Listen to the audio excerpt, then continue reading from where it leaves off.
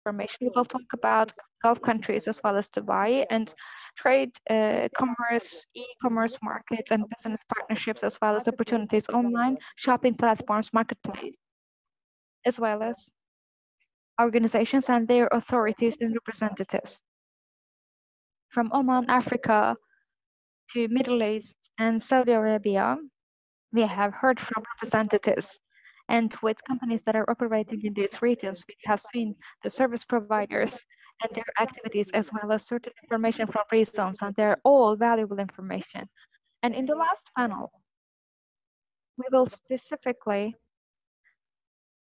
hear from our commerce attaché, Mr. Hassan, and we will consolidate what we have learned so far. So on the one hand, we have received information. On the other hand, we will try to understand how we will put them into practice and how we are to evaluate it. So this last session is critical in this sense. In the last session, first of all, I will introduce the panelists, but before that, let me introduce myself. So my name is Nilgün Emrem. I am from Dubai Commerce Chamber, and we are based in UAE, and we are bringing Turkish professionals under our room, and I am the president of the Turkish Business Council. At the same time, we are helping international companies, startups, and SMEs and Turkish companies. We are providing them in our consulting partner, to which I'm a partner. Today, I would like our panelists to introduce themselves, and we have this advantage. Both myself and panelists, as well as the majority of partners, are Turkish. That's why this panel will be in Turkish language from the beginning to the end. So in any case, we will still have simultaneous interpretation. So our foreign guests will also have the opportunity to listen to this session.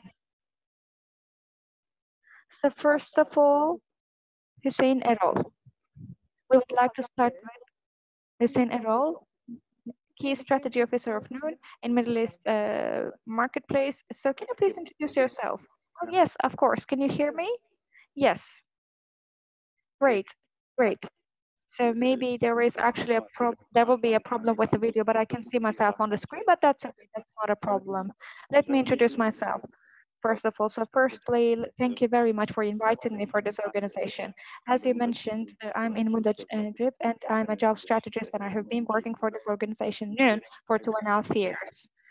And Noon, I'm responsible for Noon strategic planning and strategies of this organization. In addition to that, I'm responsible for corporate development and mergers and acquisitions and investor relations and group level sales projects. And I am also responsible for central business intelligence as well. And these teams are reporting to me. Before this, before e-commerce, I can say I worked as a management consulting, and before that, I studied at I worked at Boston Consulting Group as strategic consultant, and it was in Istanbul for 7 or 8 years, and I served in Dubai in the last 1.5 years or 2 years. And in general sense, I'm responsible for companies in Turkey and Middle East, especially in the retail sector, retail fields, and I was providing management consulting services in this year. So this is it about myself and my professional background. So today, what will I talk about today, as it is actually similar to the previous sessions.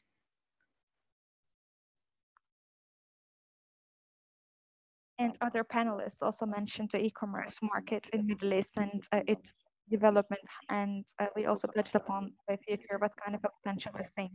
And secondly, I would like to talk what we are doing and what is our area of operation when it comes to e-commerce. And I would like to share my views and vision as well, and how we can cooperate. I will touch upon these points to some extent. Thank you. Is there anything that you would like to add? No, this is just it as an introduction. Okay, so now I would like to proceed with Hamdi Külafçıoğlu.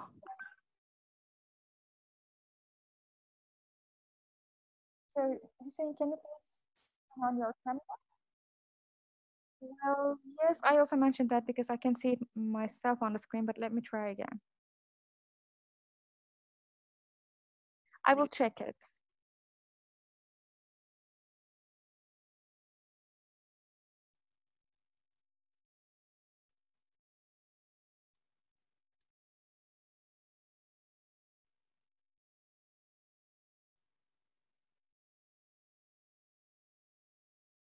So Hussein is trying to set his camera. So in the meantime, I would like to leave the word to Hamdi Kulahçoğlu. Hello, I am Hamdi Kulahçoğlu. I'm so pleased to meet all of you. It has been a very nice panel, and I've participated since the morning. And honestly, I couldn't really give up on this, and I continued watching. So I would like to congratulate, first of all, our attaché, Nurgin. And I've learned a lot of things since the morning. And all the participants actually are representing large groups here. And today, as Hamdi Kulahçoğlu, I am pleased to see such a group, but I'm not part of it, such a big group. I was a part of a large group before, so I have been in Dubai for 5.5 years. And the reason that I came here, I became a part of Jiglo Group, one of the big players of this market, and I was the general manager. And I conducted one of the most interesting projects in the region, and we established a department in Abu Dhabi. It's a very luxury department store. I don't know, it is in Las Island, and it is 15,000 square meters, and it is one of the largest players. And I have served with different roles as well. And for other certain initiatives, I quit. And if you ask what I'm doing right now there are two interesting projects. One of them is the one that I am part as a co-founder. In fact, it is a luxury marketplace project, and it is maisonorient.com. You can check it online. It is still at an early stage. And the second one is my own initiative. It is Gulf World Platform.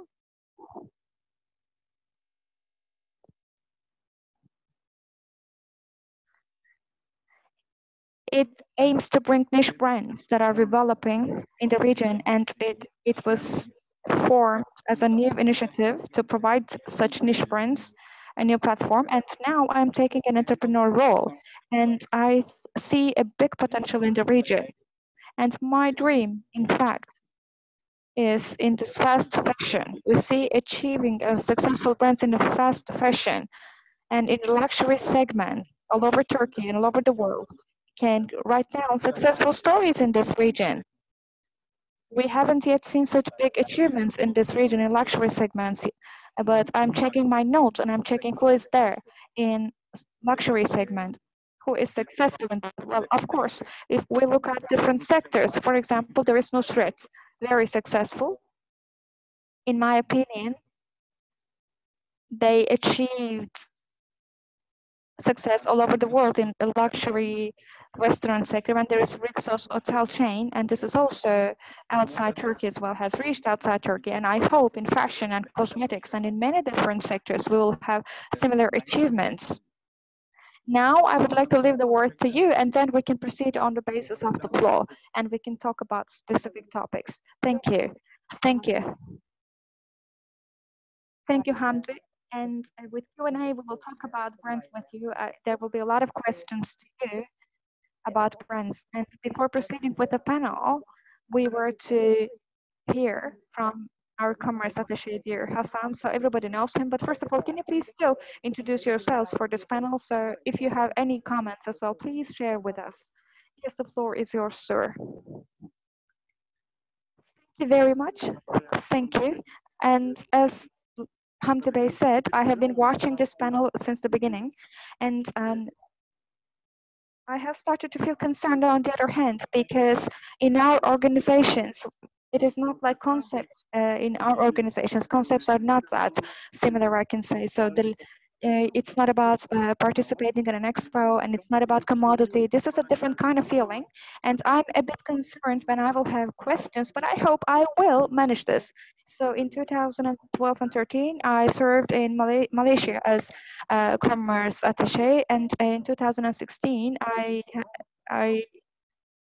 have been in Dubai, and in August 2020, I will go to Ankara, the capital city. So this is my last term here, I can say. And as I said in inauguration speech, Dubai is a very busy center, I can say. It is in real sense, it is a hub. There are delegations, it's a meeting point for expos and also delegations. But now that there is this COVID-19 pandemic, we said we can sit at home.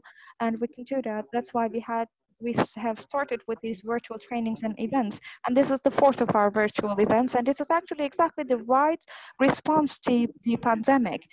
And this is the first virtual e-commerce delegation. I'm proud to achieve this, and with your contribution, we have been reaching to large masses and audiences, and we delivered our presentations thanks to you. And this presentation will be archived as well, because if when everybody or anybody asks a question about selling a product to the Gulf region, they can go to this archive and they can say this is the way how the world works, and Noon works in this way. I have to look at the core points in order to be able to address the luxury segment, because we will proceed with recommendations in just a while. And if you want to contact me, we can meet in August in Ankara city. Thank you. Thanks. So we will start with the first questions of the panel, and I would like to direct these questions to dear Hussein Erol. And he will talk about the general appearance of e-commerce trade in the Middle East, and we will hear general information. We can start with you. General assessment, please. Yes, of course. Well, I also have a presentation. I will share this on my screen. So first of all, in the previous sessions, there was information about the general marketplace, and everybody mentioned their own opinions. We also talked about expectations, so on and so forth. So maybe there are newcomers to this session, so I would like to provide general information briefly as well. It is important to reiterate and overviews, and I would like to share our opinion as Noon, and I would like to share where we see opportunities, because that will be helpful in that sense. In the second part as well, I will talk about Noon and how we can cooperate with Turkish brands. So now, let me start in this way.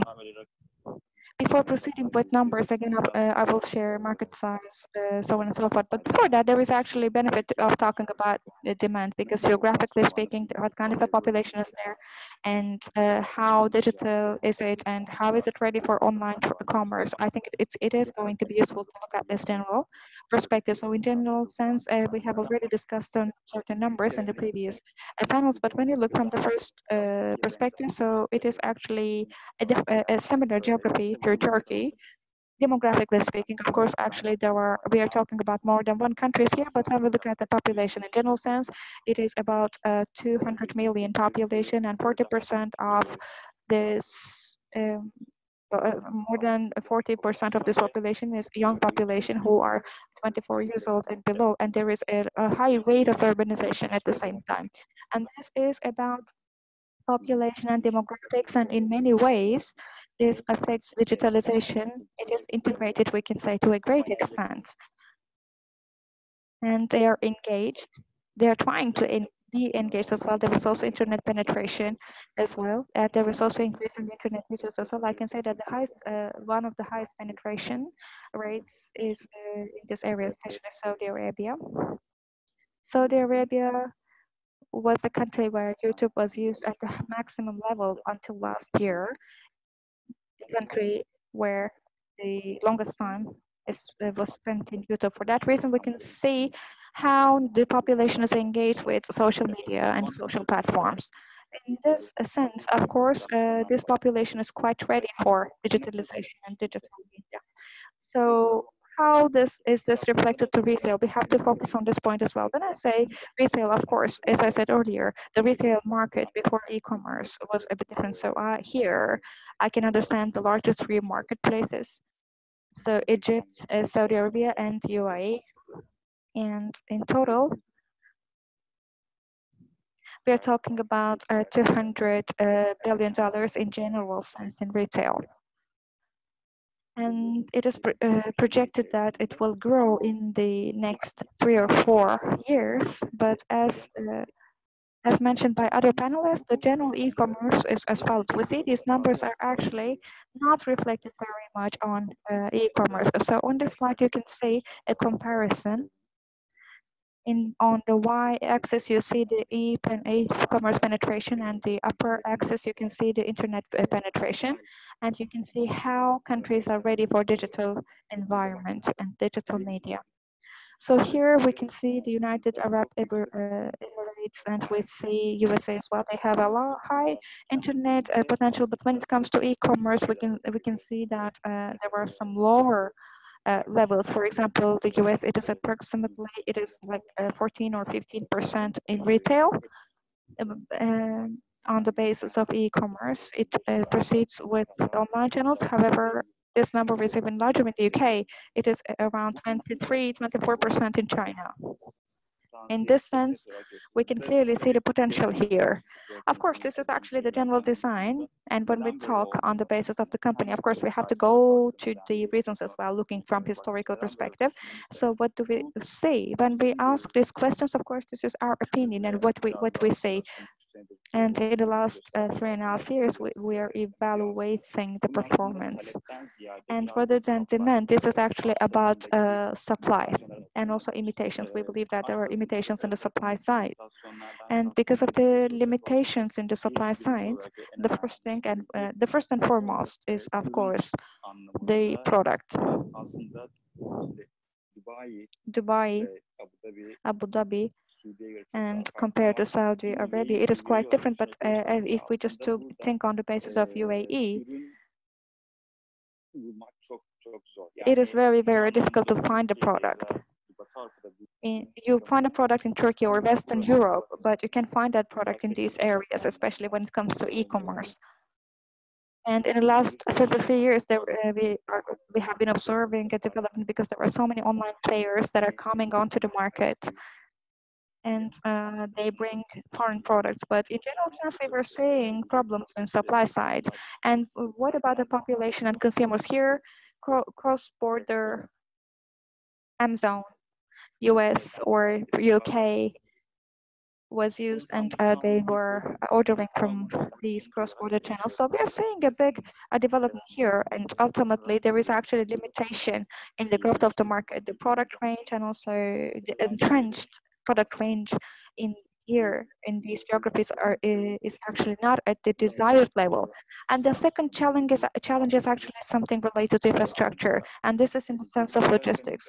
And as it is mentioned in the previous presentation by a speaker, in Saudi Arabia and UAE, there is actually there is not a very systematic and well-functioning address system. In that sense, this is a limitation for customers, and companies are actually encountering a lot of big problems. And of course, we have covered a good distance in the last 3 or 4 years, but still this stands as a big challenge in front of us. And when we discussed this in detail, and from the perspective of Noon, or for any e-commerce players, address of the customer is not the basis for us. It is the mobile application, the mobile number, because address information may not be sufficient at all times. They may not be correct, and they may not be detailed sufficiently. So mobile number is quite important for us. So this is quite important for Saudi Arabia, and also this is the largest market of the region. And the second challenge that I can refer to is actually payment systems. This was also mentioned previously in the relevant panels. When you look at Turkey, you see certain transactions in e-commerce in Turkey, and 99% of these transactions are done by credit cards or digital cards or debit cards. However, in this region, it is very different. It has a different mix. There is cash on delivery or delivery at the door. It is quite common compared to credit card usage. And in this sense, especially for small players and middle-sized players, this is one of the biggest obstacles of ensuring the development, gradual development of e-commerce.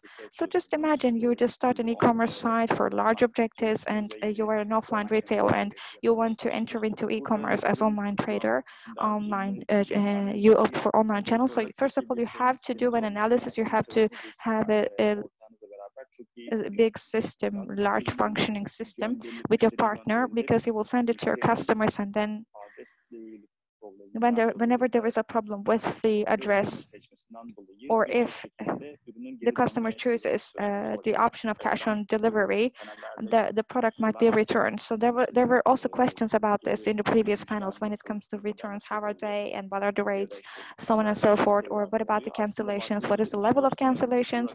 When you look, actually, these numbers were quite high 3 or 4 years ago, but right now they're a bit more normalized, I can say.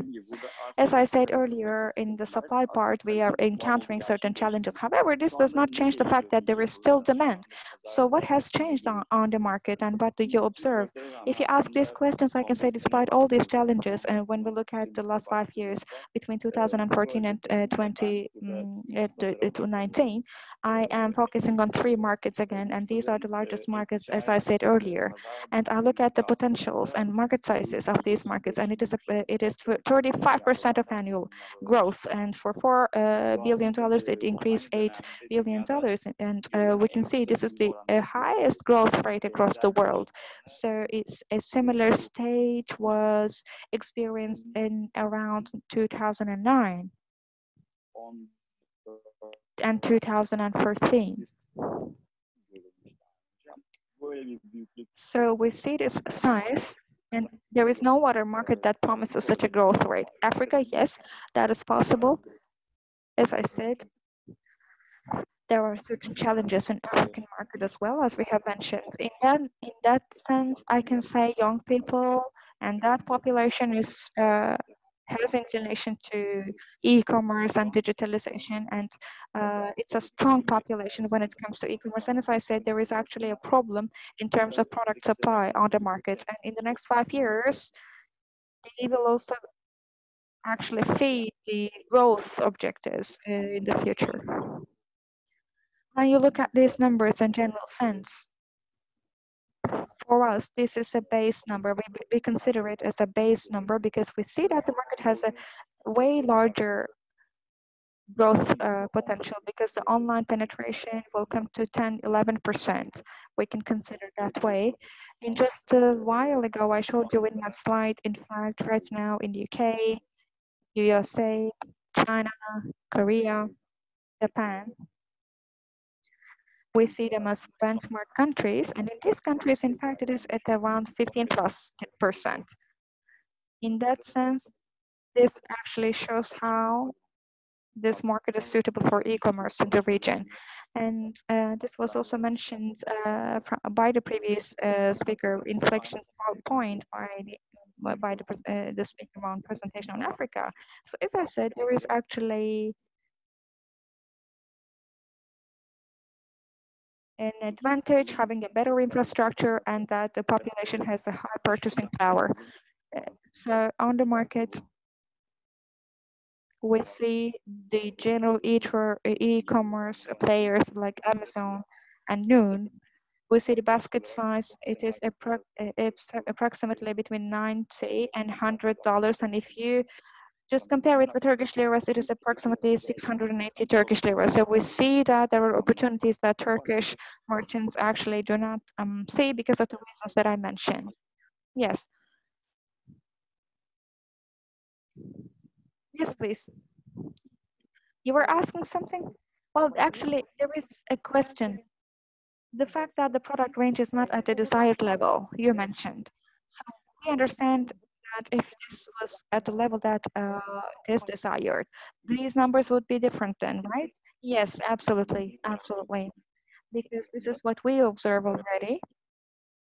Because right now, people consume a lot. The consumption rate is quite high when it comes to retail, and this can go up to certain categories in e-commerce as well. In just a while, I'll mention these categories, and there is high demand to these categories. And the second thing is that this population, in fact, is not able to find products locally. That's why this population opts for buying products from foreign products, for example, ASOS and Amazon. And of course, very recently, an international business was launched by hepsiburada.com. In that sense, we see that limitation is not actually here when it comes to product range. So this is the limitation, because if the product range is limited, of course people will opt for e-commerce, because people are purchasing, but not on not via e-commerce, because they can find everything on e-commerce. But right now, with the increasing product range, of course, e-commerce started to grow, and online platforms increased by number as well. So that is why this has accelerated a switch from offline to online. And I think we believe this will continue to grow, because people are using the internet, and they will use it as well. So in the past, they were not using local platforms for online shopping, but right now that has been changing. But of course, it is wrong to do generalization here, in the sense that we are just talking about at least 3, 4 countries, and each country has certain peculiar features, as we're all aware. So if you just look by product range, in Saudi Arabia, the product that is demanded is different from the product range that is demanded in the UAE or the US or Dubai. It is different. So if you talk specifically about Dubai and Abu Dhabi, they have a very different demographic structure. The majority of the population consists of expats.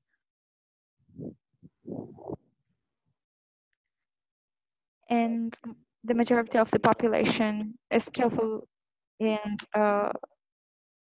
they're tending towards e-commerce and online shopping.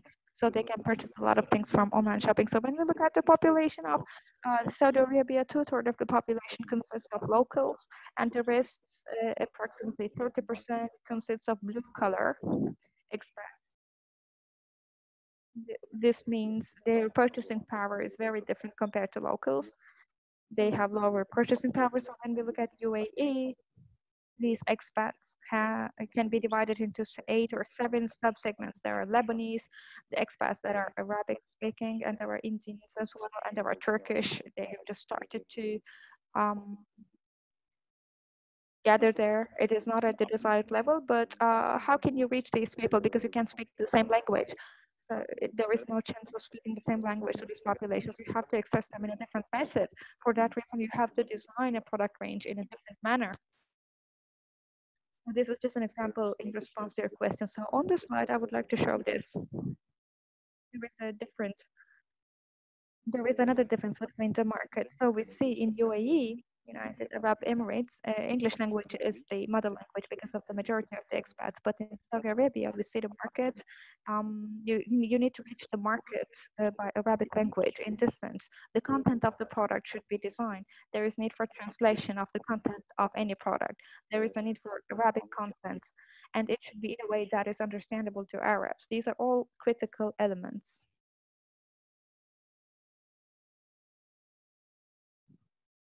So again, the next question was about players in the market. Well, yes, we see e e-commerce players in the market. Well, yes, I was going to ask this question, and this slide is already about that. Well, yes. There must be some other players as well, but let me talk about main players. We see the general merchandise, from electronics to fashion, household appliances, everything is available here. And there are some category specific players as well, for instance, fashion or supermarket or grocery. Let's say in general merchandise, we see the segments as Noon. We are players, and there is Amazon in the market as well. In the same category, in the value segment, there is Evoque, Jolly Chic, and it was also mentioned in the previous platform as well, and Cool platform. When we look at the fashion side, fashion is quite an important category when it comes to demand, maybe. I can say that this is a category with high spending. So fashion plays an important role. So there are so many players in the fashion segment. So most of them are for foreign countries, and regards many operations in Turkey, there are 4 foreign operations. For example, Farfetch. So they send their products from overseas. Locally speaking, we see fashion sites, Namshi, Nismas. landmark group, apparel group in the past. There is TV as well. It was mentioned in the previous panel. So in general sense, our brand is Noon, yes, but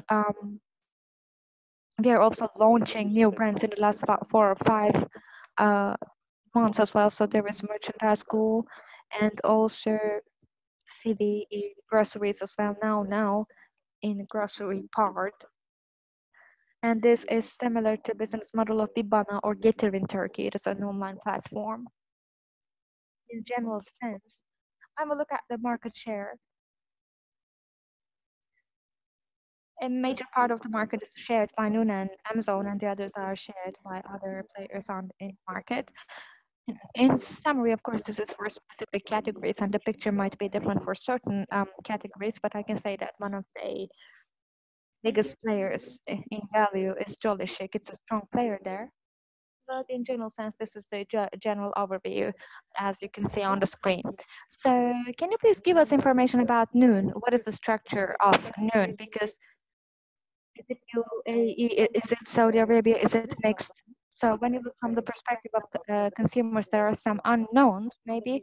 So can you please give information about the organizational structure of Noon? Well, Noon, yes. In general sense, it is UAE and Saudi Arabia partnership, I can say.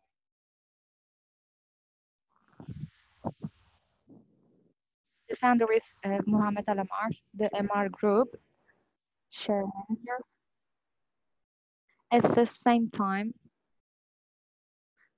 Saudi Wealth Fund PIA shares are present here. So when you look from the perspective of investors, I can say 50% is belongs to the founder and certain investors, and the other 50% is owned by PIF. So as Noon, we can just define ourselves as a Saudi company. This is actually in accepted, considered in our headquarters because the main market is Saudi Arabia. But when you look at the structure of the shareholding, it is 50%, 50%. And when you look at the peak of Noon, I think it was in 2015, if I'm not wrong. So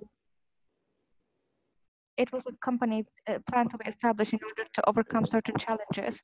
And Amazon was not here. There was Soup, and it was a general player. However, this region deserved a different product range and customer experience, as well as logistics and all other kinds of support and customer experiences. So there was need for such a form. That's why Noon was established. And for approximately 2.5 years ago, in December 2017, Noon started operations. Looking from this perspective, we are a very young company and we are talking about an operation ongoing for 2.5 years. Within the body of Noon, you can find any product of any category. We have a product range of 3 to 4 million. And when you compare it with Turkey, it is actually at the high level. And when you look at Noon, our vision is to reach a point different from the one. And our growth numbers, of course, I can share certain numbers, unfortunately, but just for the sake of comparison, I would like to share. This is the first year of Noon, and we see the performance GMV between 2018 and 2019. So this is about the total product value, product growth, and not any player in the world, Amazon, India, Flipkart, or others. Compared to today's companies, there is a way more rapid growth in our company. As I said earlier, there hasn't been such a rapid growth in any way in any place in the world, not any player has achieved this. And of course, there are basic reasons behind this. And the first thing is that we have a good strategy and we are implementing the strategy properly. The second thing is that investors are supporting us in this regard. And thirdly, as I said, Noon has brought a product range to the company, and it is actually providing alternatives and filling the gap for product demands. And customers have internalized this to a great extent. I can say that this is the achievement of Noon. If consumers are finding the right products for a right price by e-commerce with the proper experience from the local customers are just using this and they're directed to this. And when we look to Saudi Arabia and UAE, we have touched approximately 15% of the population in our first 2.5 years. In this sense, in fact, this is what customers are expecting. What will happen from now on? If you ask this question after customers experience this, and as long as they're satisfied, we will accelerate this, and we're expecting that it will grow more rapidly. And the market shares and figures that I've just mentioned is quite a demonstrator of this. And right now, as Noon, we have 4 or 5 platforms, as I said. Noon.com, it is our main platform. In addition to that, there is also fashion. It's for clothing, accessories, and shoes and vertical categories. There is CV for this fashion platform, and for grocery and supermarket, there is Daily platform, and there is School platform, as I said earlier. It is for the regions, low price products. And the reason for this is that the population here, yes, they're very good and they're spending. They have a good purchasing power. However, at the same time, they're a blue collar or mid-level income population. For that reason, we're addressing this population.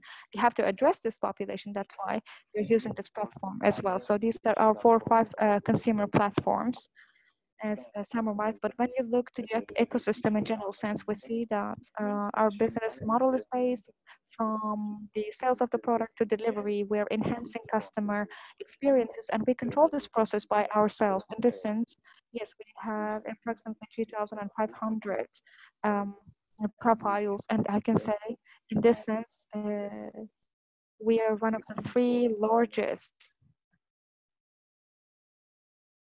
providers of the region. So our number is quite high. Our logistics network is quite high and wide, and we have more than 13 million units, and we have a lot of warehouses, and we are talking about such a widespread ecosystem. So what does that mean for Turkish brands? We have to get into detail about this. Indeed, when we talk about Turkish brands, we would like to see Turkish brands in a general platform like Nude, and this could be also for fashion industry, clothing, shoes. CV, we would like to see these products in CV. If we are talking about overpriced products, it could be on Cool platform. So there are actually options to offer these products to the right customer segment. In this sense, Turkish companies actually can choose the right option for their own categories, and they can go for different sections as far as I can understand. We can apply to you in that sense. Well, yes, in general sense, our general recommendation is as follows. Let me give an example from fashion industry. So let's say that a fashion company wants to list the products on us. They can do this both on Noon and TV. So they will have the opportunity to choose the same product on 2 platforms. And if you look from this perspective, we are actually taking control of the process management. In this way, there will be 2 different customer segments, and companies may have the opportunity to reach to these 2 different customer segments. Yes, so if a Turkish company comes to you, and can they contact you directly, or is it because of internet website, or how is it? Can you please clarify the way to follow? Well, this platform and that website, we provide a certain clarifying guidelines, and we provide a certain principles in which category to choose. But if you really want to contact us, we can help you. Of course, we can direct you to the right channels. But if any company checks our website, they can also see the steps, and there is actually the side of seller support. And under this seller support, they can see who they should talk to, and what they should talk about. In that sense, they can receive help from our website. But if they wish, they can also contact us directly, and we will be glad to provide them with support, and we will direct them as much as possible. We will do our best. Okay, so thank you very much. So with your permission, actually, I would like to go into detail about this question. Can you please elaborate? So the Amazon system has payment systems and it is providing certain solutions. It has its own payment systems. Or because of that, without establishing a company here, you have the opportunity to list their products there. So do you think that when Turkish companies are listing their own products in Noon, do you think that they should establish a company here? So for fast service, is it a recommendation to establish a warehouse, a storage space? Well, yes, yes. For Saudi Arabia, there must be a trading license. For this, it is not about a system.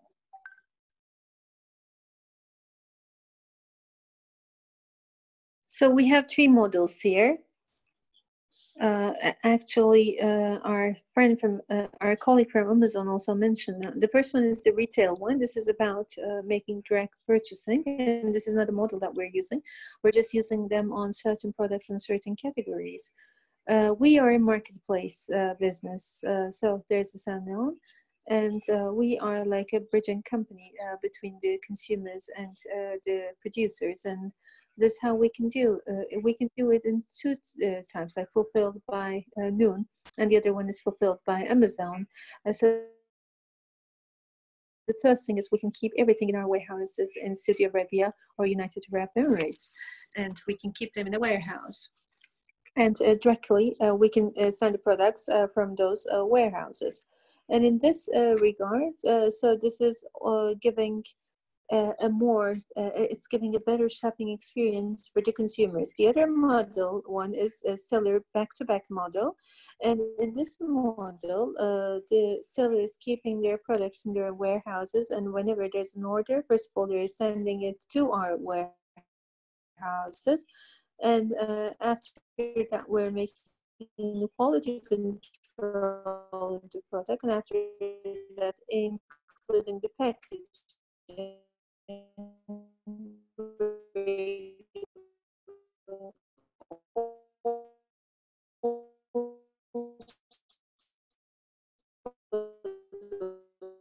services, and we're delivering that we're making the shipment to the customer. And strategically, this is the decision we have given recently, because up until now we are not considering two things very positively. And the first one is, let's say that even if it's a local player, from packaging, from the quality control, everything from A to Z, we want to do everything. The seller cannot send their own packaging by themselves. So it's we're making that delivery and packaging services for all of them. And it's important for the Turkish companies who wants to work this post-model transaction model. We are not considering from a perspective whether the product is in Turkey or India, via shipment to the UAE or to Saudi Arabia, then we would do the packaging and we're sending it to the customer. So strategically, this is not a model that we're very inclined to do because we want to have a different experience. And those kind of cross-border shipments in terms of, so if you want to give a fast service to a Turkish company, so in that country and services or in our warehouses, yeah, we believe that the product should be in the closest place because it's really limiting, it's really reducing the time for shipment. And also the second thing is the product, when we say out of stock, for instance, whenever there's a situation out of stock, because this is a problem that we're experiencing recently in that region alone, and how we can work with the companies. So right now there are Turkish companies who are working with us. For instance, Modernisa is one of them. They have their own platform here, and for Saudi Arabia and also for Dubai, they're giving services, Modernisa, and they're also keeping their products in our warehouses. And right now, for instance, they have an area of, right now we have an area of a warehouse which is more than 100,000 square meters, both in UAE, Saudi Arabia, and also Egypt.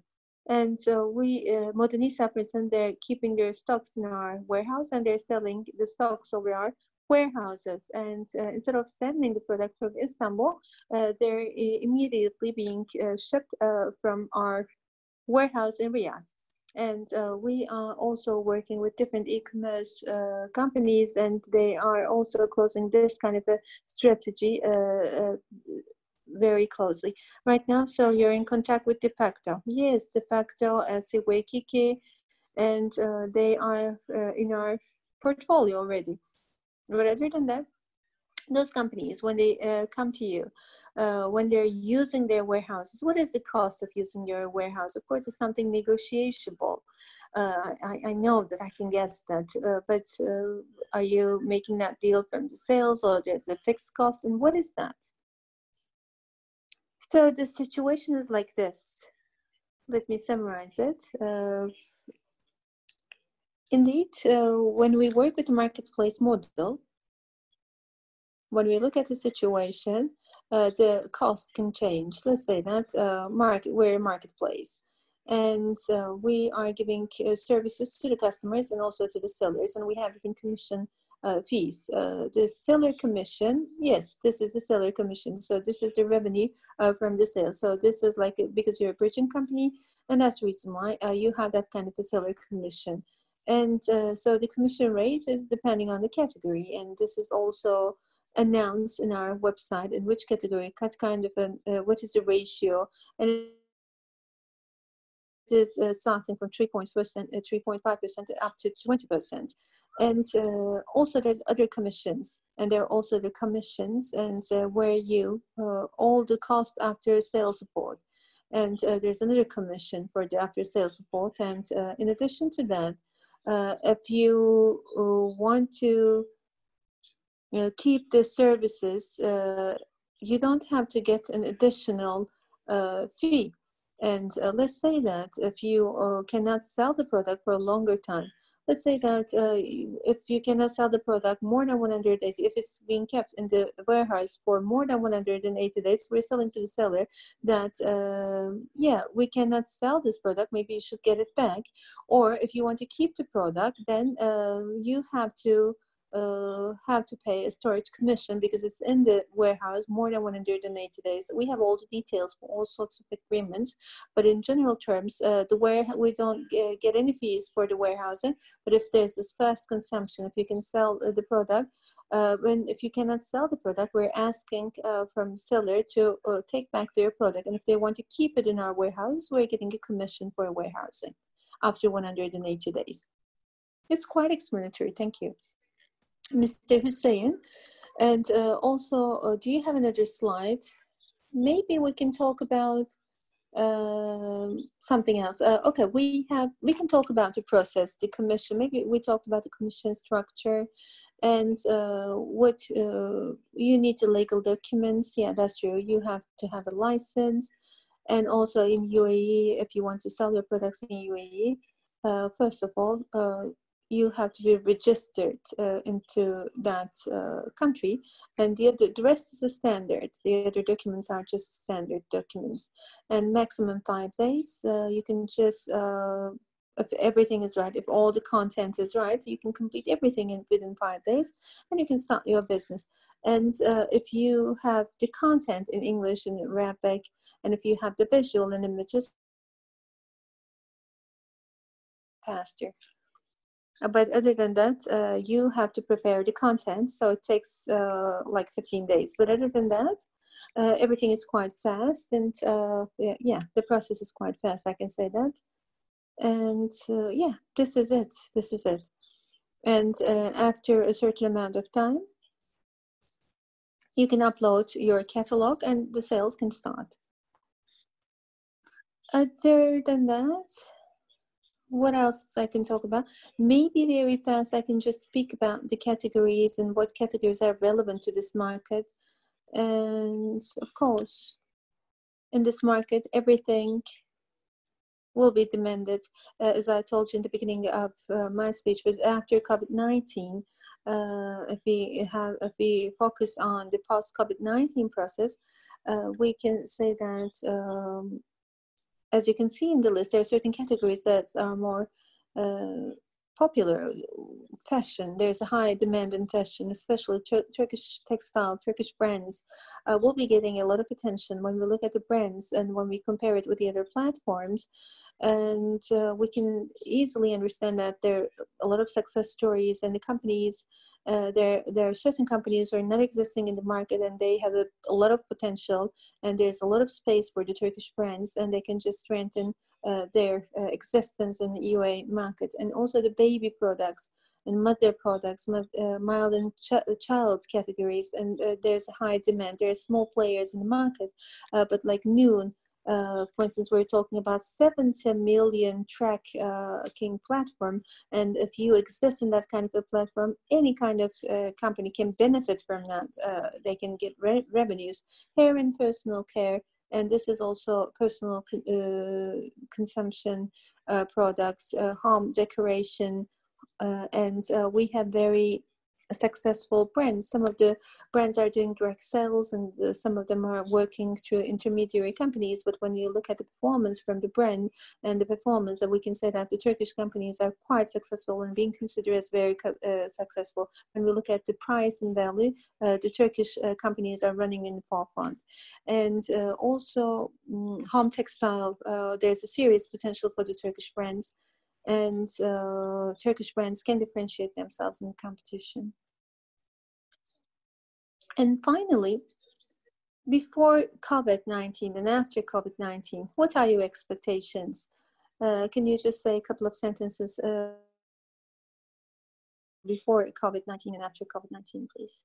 It is an unexpected epidemic and pandemic, and because of when we look at the e-commerce, we observe that especially in the marketplace population, and there's a serious transition to online commerce, and in supermarkets, grocery shopping, e-commerce, all of a sudden it boomed because it came to the position. It came to the position where it could make actually in 5 years in just 3 weeks, and that was something amazing. And generally, it's about mobile phones, or it's all about fashion, electronics. So that was the main focus of the online commerce, e-commerce before. But we see that there are different products, and there are some consumable products, and now there's a serious transition for consumable products, and this effect will be going on for a longer time. Okay, thank you a lot, Mr. Zain. Now I would like to leave the floor to Mr. Hamdi, especially he will be talking about the luxury segment, and he will be giving his information related with the luxury segment in the UA retail market. Gulf Growth platform entrepreneur, can you talk about the luxury segments in the Gulf and also in the UAE, and what about the past and what about the future? Can you just talk about your expectations for the future as well? Okay, let me start with a story. So 2 incidents happened recently, customer experience. One of them is about e-commerce. Both of them are related with e-commerce, and both of them are related with luxury. Once recently, I ordered a shoe for myself. And in this region, this is a shoe, a French sneaker shoe brand that I cannot find very easily. I ordered it from Bennett, and that was an easy order. And my size is 45 to 45, 44.5 to 45. 3 days later, I received my shoes, and but the size was wrong. It was 46. It was 46. And then the customer services, I sent an email to customer services, and there's not an answer. It's been 10 days and I have no answers from that customer services.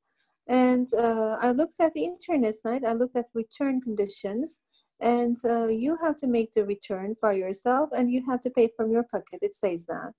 And I paid 120 euros to that shoes, and I didn't return the shoe. I gave it as a present to my friend, but I will never work with that brand again. I don't want to experience any further brand, experiences. So this is e-commerce, and this is a luxury segment. And this is a cross-border e-commerce. So this is one of the topics that is related with the cross-border e-commerce. Mr. Hussein also mentioned about this. Return is one of the major problems about cross-border e-commerce. And this is, I think, not only valid for the cross-border, but also the company. They have a certain scale and they're also growing very fast. And the company in the international arena cannot manage the growth very well because they cannot manage the customer experience. And the second one is also another experience which happened very recently. My wife, because of our anniversary, I wanted to buy a nice ring, and because of COVID-19 we couldn't go outside. And again, from the luxury segment, and one of the most reliable segment, I made an order and I received the order in 1 day. And that was the right order, but the size of the ring was big. So then I called the customer services and there's no one answering. I sent an email and finally I reached someone. And then I said that I want to change this ring because I paid a lot of money and I like the ring very much. But they said me this, there's no return. And I have to return this ring and they have to take back the ring and I have to give another order about the ring. So I have to make to return and then they have to change. I said that this is ridiculous, but they said that this is the process, this is the situation. Then I returned the ring and Dubai, they opened up Dubai. We went to Dubai Mall and we went to the store and we went there and we purchased the product from the physical store, and we purchased the right size from the physical store from the Dubai Mall. And the website that I purchased this product lost the job, lost the sales. And both of them are different. One is cross-border, and the other one is they're keeping the stock, the product in their stocks. This is a local seller, and they're also making delivery within 2 hours. And in both of the experiences, I had a very interesting experience of what am I going to say about this, especially for luxury. I'm not only talking about luxury, but especially in luxury.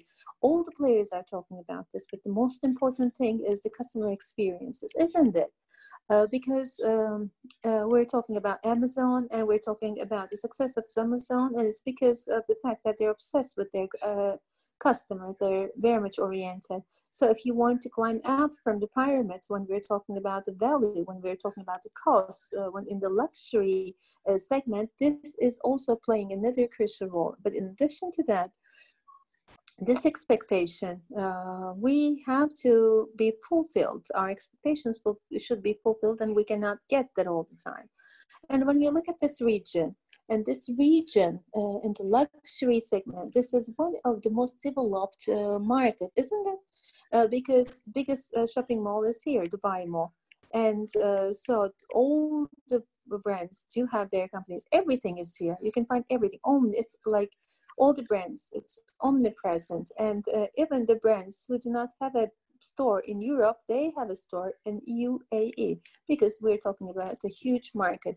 And most of the global luxury brands, and they have the biggest basket size, and it's in Dubai. And the most expensive French stores, their #1 stores in terms of their turnover and the efficiency in square meter, it's in Dubai again. So we're talking about a serious marketplace, GCC and Dubai. In terms of luxury players, this is an indispensable market. It's a very indispensable market, and those players are they know the importance of this market, so they already made their investment in this region, and they have very serious partnerships, and they have a serious business volume in this marketplace. When we look at the e-commerce, and e-commerce is lagging behind, and when I came here in 2015 in Turkey, we actually were observing the developments and e-commerce, Harvey Nichols, Dempsey Group, and Unitim. Before I was working with Unitim, I experienced that in 2015. And there was a serious potential in development in Turkey in terms of e-commerce. When I came here to Dubai in 2015, So we were lagging behind as we were in 2019 in Turkey. And especially in the luxury sector, there wasn't a lot of interest in e-commerce in terms of luxury. Still, maybe they didn't have this kind of a belief. But within a couple of years, there has been a serious transformation. And the biggest reason for that is Net-a-Porter. And Net-a-Porter started to send products in this region, and they're giving amazing services, packaging, and super customer experience.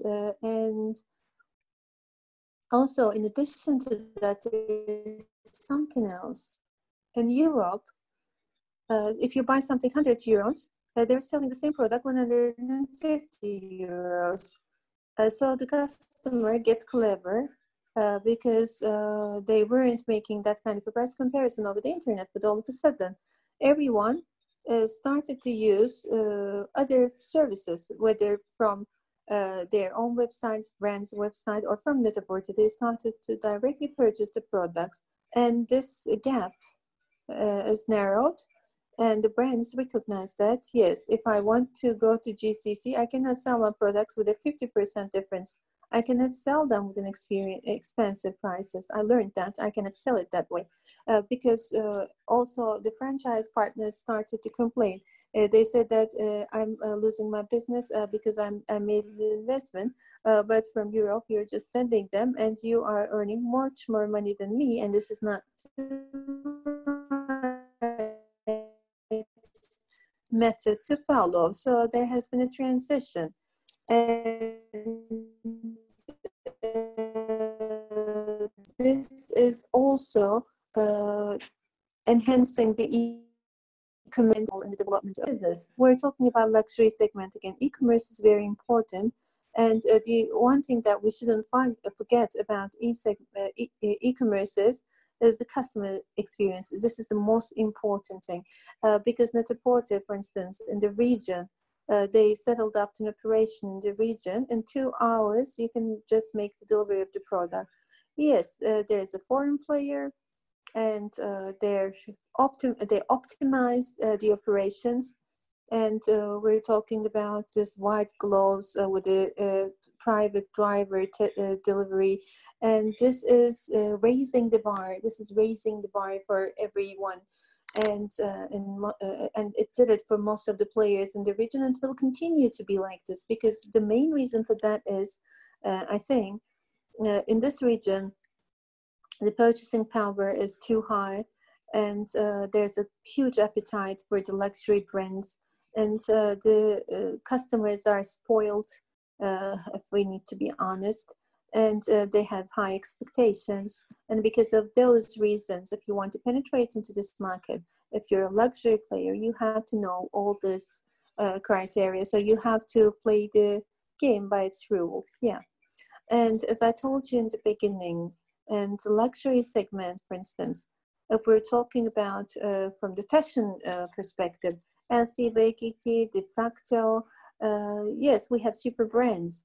And in this segment, so in the luxury side, we cannot achieve that kind of a success. When we look at the textile sector in Turkey, in 90s, we were a producer. We were just producing products. We were producing for the international brands. And but we started to work with the other brands, and they learned how to make high quality products. And LC Waikiki, Mavi Jeans, they opened up their own companies. And so now they have more value-added products. First of all, they opened up the stores in Turkey, and they also they also penetrated into the international markets. So the same thing can happen with the luxury segment as well. Prada is now making production in Turkey, for instance, in terms of quality.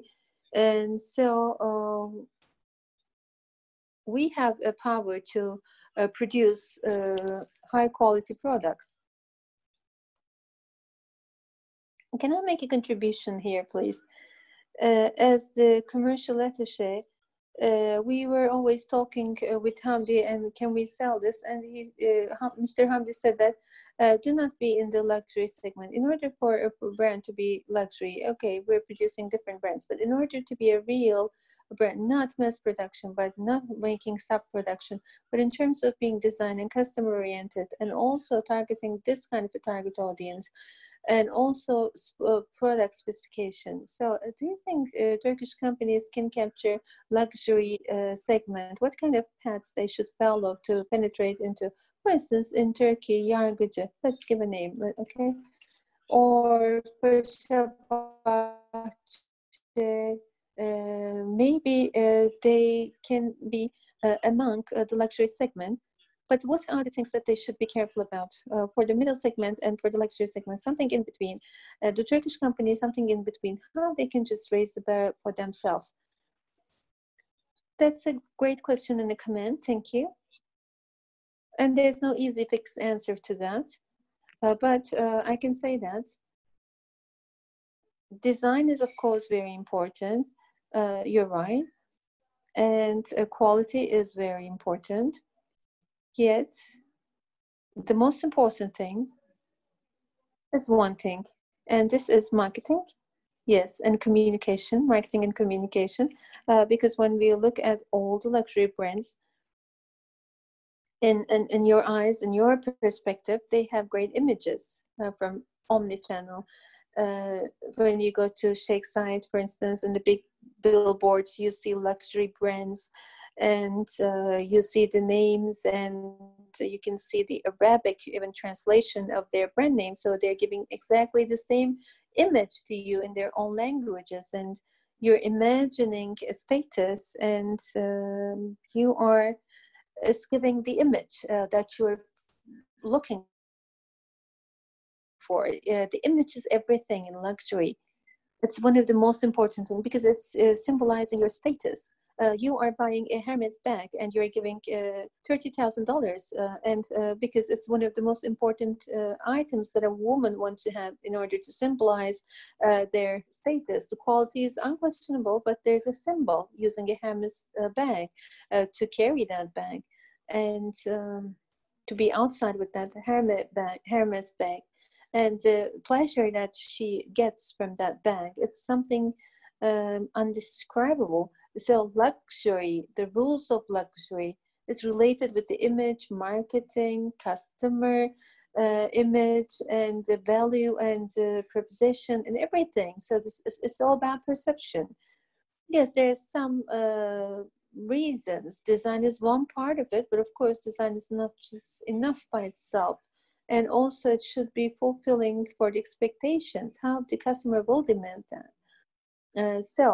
What I'm trying to say, what I'm trying to emphasize was that both in luxury and also in the other segments, of course, right now we are talking about the operational and logistics side and cross-border topics, but marketing is a very important factor in luxury brands. If you want to bring your brand to UAE, in which it doesn't matter which segment it is from, but if you want to, let's say in Amazon or Noon, if you're using those kind of channels, and if you want to present them in front of the consumers, so you are actually making a big step, but there's also another step that you should be taking.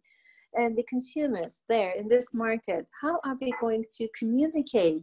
How are we going to do the marketing? How about our brand image, our identity? How this is going to be communicated to the customers? My recommendation to all brands to come up with a strategy in relation with that, and to have a local support, local partners or know-how. They can get some know-how, and they can do some due diligence so that they can simultaneously create their operations from one hand, but on the other hand they can do the communication and the marketing, and also they can create the demand within the market. So that is my recommendation to all the brands. And here now I gave already you an outline, but now we're going like I'm mentioning different things. First of all, the customer experience is very important. That is a major thing, and this is something indispensable from this thing.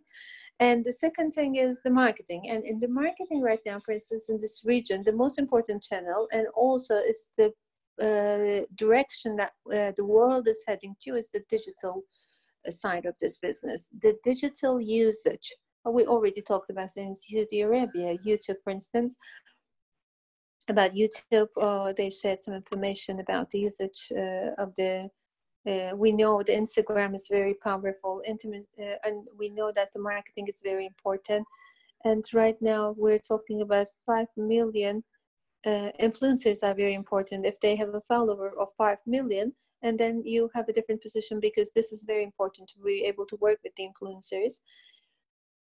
And but let me mention something else. We have very well-known brands and the other niche brands. They are very well-known in Turkey, but in this region, they're not very much well-known.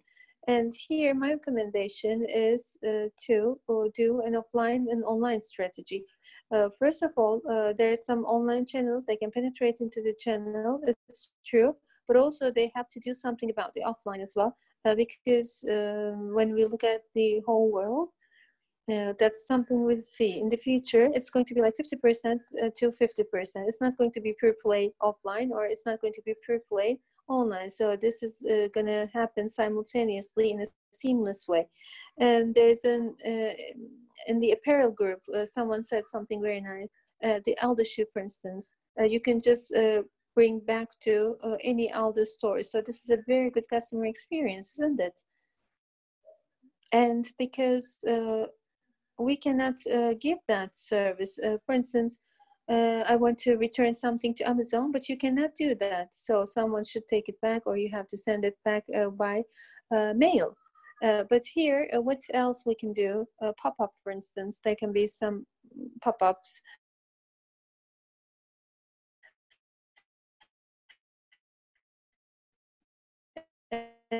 And brands can have pop-up shops, for instance, in the shopping malls, for instance. There are a lot of places. Let me give you an example. In a very good shopping mall, they can do a 3 months pop-up, and they can just launch their products in the platform. So both of them can go simultaneously and can be presented to the customers, because on the other hand, they want to physically experience that product, because they want to know the feel and touch of the product. If we're talking about the perfume, for instance, they want to smell it before they purchase, because especially if they're getting acquainted with the product for the first time, this is very important.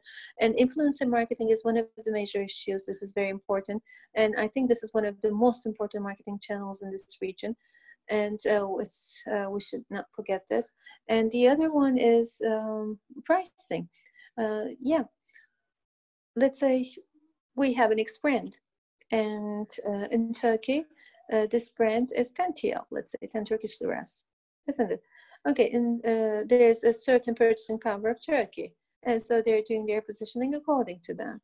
And in the international arena, when you're in the international arena, this brand, what do you think the pricing should be? And this is a very interesting topic and a very interesting problem, because each brands, I'm in contact with many brands, and all brands do have a different approach to that pricing strategy. Some of them are saying that we can do it depending on the purchasing power. They're saying that we are making the pricing depending on the purchasing power. In Dubai, for instance, we can sell it 25 TL, something instead of 10 TL. Some of them are saying that I think that the gap shouldn't be more than 20 to 25%. And there's no right answer here. And I cannot give you a personal recommendation about this, but there's a reality. The world is homogeneous. It's even getting more homogeneous, especially when we're talking about the e-commerce. So the pricing, if there's big price differences in the different markets, it is causing certain risk. Of course, the products, the circulation of the products, the customs, custom clearness, the freight, they're an additional cost. And if they have a distributor or a franchising partner, they have a certain interest that they get from the partnership. So it's doubling the prices, and it's increasing the prices and up to a certain level. But we have to be very careful about the pricing strategy, because if you are a niche brand, and if you are a brand, if you're not internationally well known, first of all, they have to introduce themselves and they have to create a demand. But of course, they need to convince the consumers that they deserve the price, that they're value for money. And they have to analyze the competition, and they need to do the price positioning in the very righteous way. And if they can do that, and then they can be successful, they can have a chance to be successful, or they can increase their chance of being unsuccessful. Why I'm saying all those things? Because really the customers are following everything, the product, the price of the product, and they know the price in the physical store. They take it from the internet. They're traveling to Turkey, especially in GCC. All the people are traveling to Turkey. There's a serious traveling. There's a serious tourist inflow, outflow, and they're going to Zorlu, Istinye Park. They're going to all shopping malls. And COVID-19, we couldn't see them recently, and they know the prices in Turkey very well. So if I need to wrap it up, and I am talking about the importance of 4 different topics here. One is the customer's experience, and especially for the new brands, online and offline balance, to go with a strategy with an online and offline. And marketing is the other important thing. Digital marketing is especially digital marketing, and using influencer marketing for the strategy. So this is very important for this region. And pricing, price positioning, and competition to be analyzed properly, and where you're going to be positioned in this marketing, and really creating a demand from the customer side. Let me give you an example. In Abu Dhabi, while I was building this department store in Abu Dhabi, of course, I know of some of the Turkish brands because I was working with them. And also internationally, I was thinking that they're capable, and I put them into the brand. And one of them is Manav Atölye. I don't know whether you have heard about this, but this is a very successful brand. So they are producing luxury leather products. So this is a design company. And if I'm not mistaken, they found their 2 Manav Atölye. They're very successful. You can find them in Net-a-Porter, and you can find them in most of the celebrities are using this brand, and they're sharing them in their Instagram accounts. And in the world, especially in the West, they have serious followers, Manav Atölye. And we brought this brand into Abu Dhabi, and Dolce & Gabbana, Fendi were the neighbors of that brand. Christian Louboutin, and all of them, it was being sold with the luxury companies. But in Dubai, we couldn't sell this brand. Why not? Because no one knows this brand. And on the customers, Abu Dhabi customers, that wasn't appealing for the Abu Dhabi customers. In terms of its style, most of the Arabic customers, especially in Bank, they still prefer famous brands. They want Louis Vuitton, Chanel, and Hermes, Prada. And if they want to pay $100 to a bag, and they want to go with those ones. But in America and Europe, they are different because maybe in their wardrobes, they have so many of those luxury brands, and they're looking for new niche brands. And here, the trend is also important. But now the trend is now towards the niche brands, but still there's time for that. So this is like a what can I say? This is like a change. This is a process. And what I want to say is Turkish brands, for the Turkish brands, if they want to make it to UAE, there are serious opportunities in the future, because the luxury segment is very much oriented in the status and in the over the brands. But right now, the customers now are looking for different things. They don't want to just buy Louis Vuitton, Versace, or Dolce & Gabbana, but now they are looking for different things. They want to reflect their personalized style over new niche products, and so they want to go with their own styles, and they want to create their own style. They want to show that they have a creativity in their style, so they are looking for those kind of brands. So they will be orienting towards the new designers and new brands. As Turkey, we have such kind of an advantage. We have a cultural connection with UAE. And Turkish dramas, for instance, it's an unbelievable export. Turkish drama for the Muslim countries, the Muslim population, we have this export of Turkish drama, and they're quite popular. And this is also a very good marketing strategy. So if I'm a brand, if I'm a Turkish brand, I would definitely make a deal with the Turkish drama, and I would just penetrate my brand into there. I would make my brand visible, and all the viewers of that drama will be learning my brand towards those dramas, Turkish dramas. So this is a big advantage, this kind of a cultural connection. Yes, we already talked about this, but being more modest, being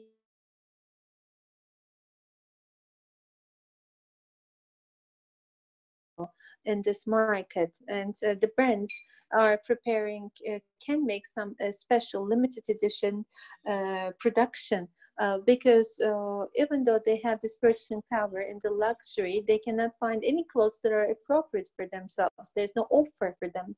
So because of that, since they cannot find the product range that they're looking for, and I believe Modernisa is successful because of that, because this is the reason why. But there are some other opportunities here, and the thing that I want to say is we have to analyze the market, and where there is a demand, we have to know that, we know to analyze that, and also then you can just adapt your product into the market, because this is my product. Okay, use it in Dubai or Saudi Arabia, and I would expect my product to have a great sales. And this is not possible. You have to adapt your products into the market. Mr. Hamdi, I need to make a summary here. And so whenever you want to penetrate into the market, whenever you want to get into the market, first of all, you have to understand the dynamics of this market. They have to learn, and also they have to make research about the dynamics. So first of all, they have to work with a consulting company, maybe, because they need a roadmap, so they can just in that sense. Mr. Hassan, always it's not possible to keep up with everything. Yes, I know that you're helpful, Mr. Hassan, but all of them are niche sectors. Mr. Hamdi is talking about something else. So those are professional work. So for that, really, we have to work with the consultants. No, it was just a joke. So we're just helping everyone, but we need consulting companies, of course. Let me give you an opportunity to wrap it up, and then I will be speaking. Okay, so you are showing the main road, but there's some differences, and we have to be asking those to the consulting companies. So we are over our time, and you gave very valuable information. But now I would like to leave the floor to Mr. Hassan for the last presentation in order to wrap up and in order to listen doing business and there.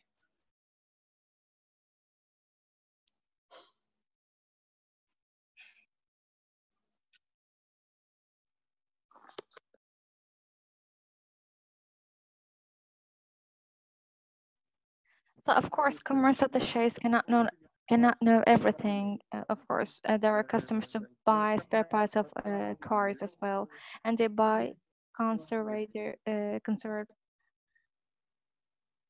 products as well, and tickets, so on and so forth. So when we take the general framework of the country, that's when we actually go into specialization. This is quite important in consultancy services. There is a need for consultancy services. This is what we already recommend.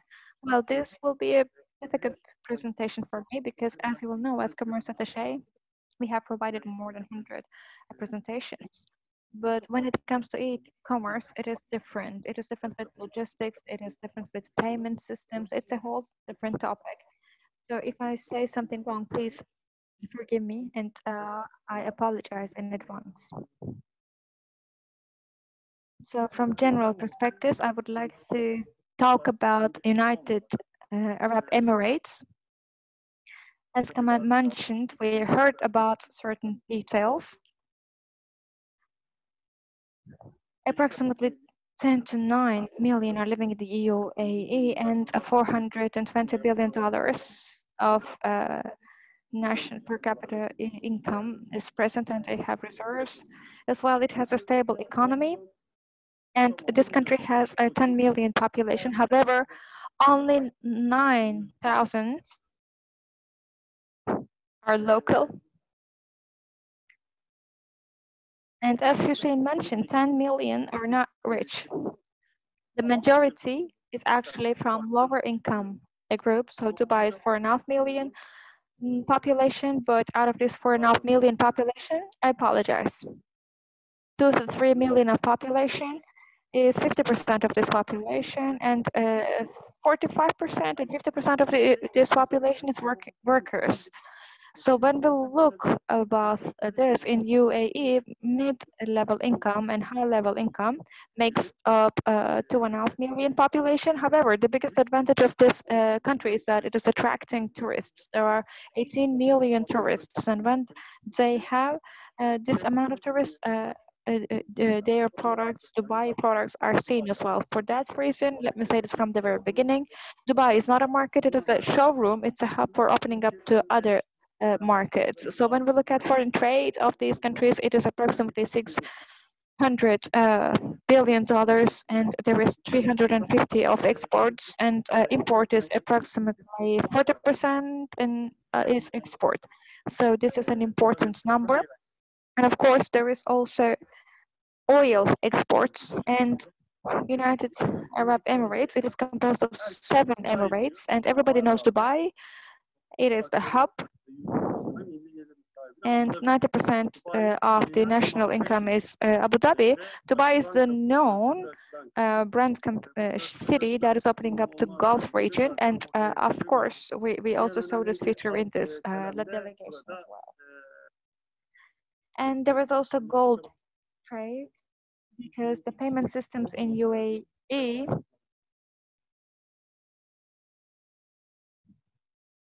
is using gold as savings and collections with other countries with underdeveloped payment systems. However, gold is also used as payment systems. Other than that, everything is purchased and sold. So when we look at the foreign trade, we can see we were seeing different countries of source of incomes and foreign trade. And before that, there is Qatar, Saudi Arabia, Iran, and India.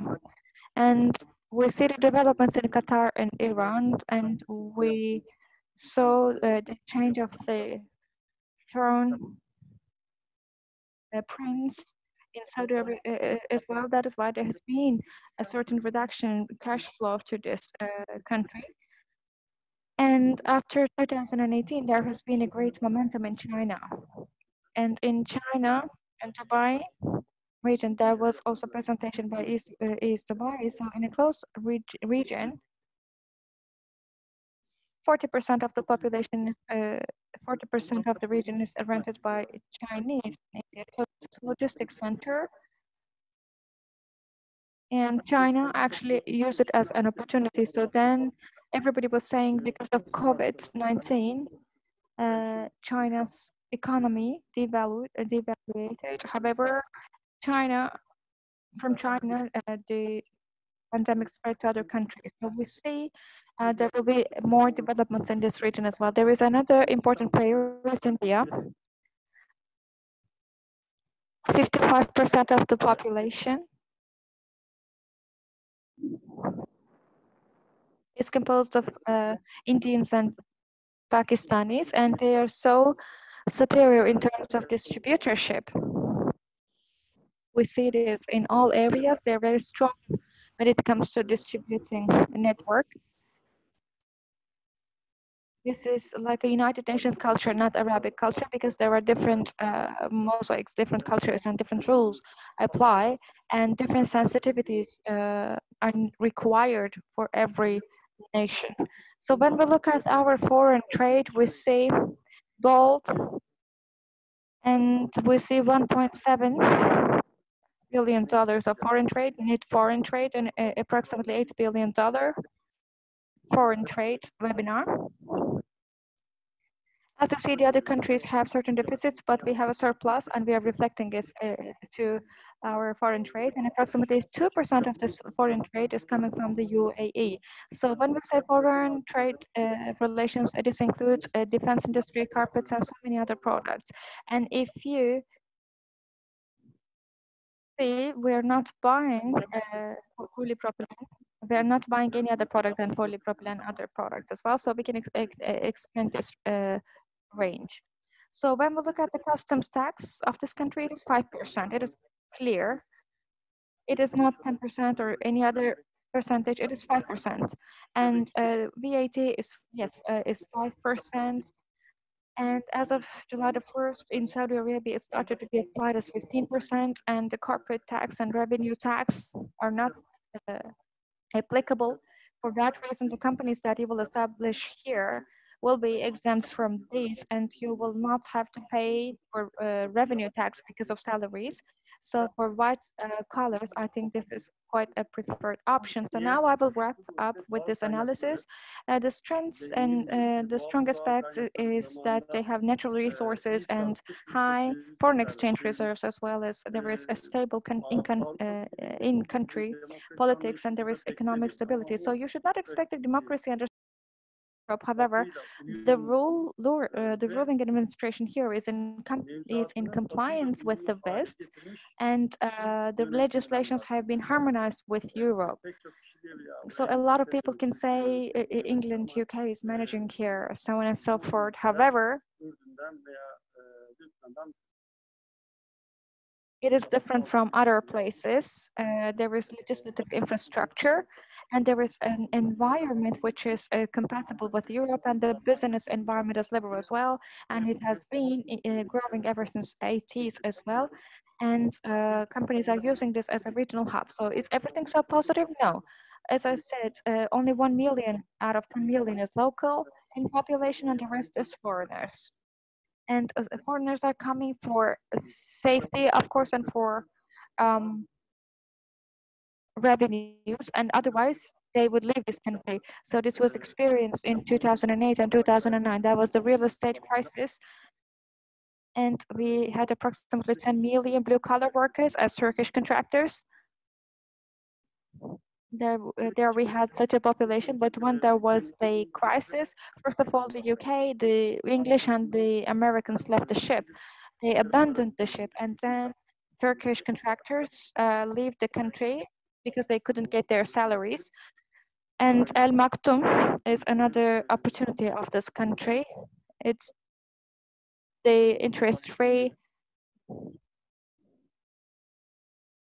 system founder, Dubai visionary emirate of Dubai,